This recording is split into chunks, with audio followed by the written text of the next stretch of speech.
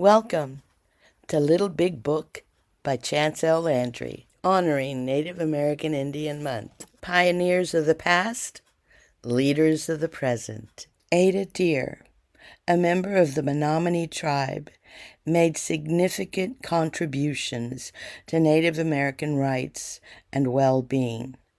She served as the first woman chair of the Menominee Tribe, playing a pivotal role in the successful restoration of their federal recognition in 1973.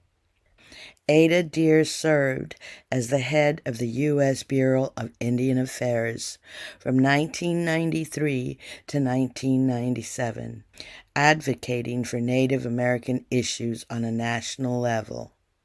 Throughout her career, she worked to improve education, health care, and economic conditions for Native Americans, leaving a lasting impact on their rights and sovereignty.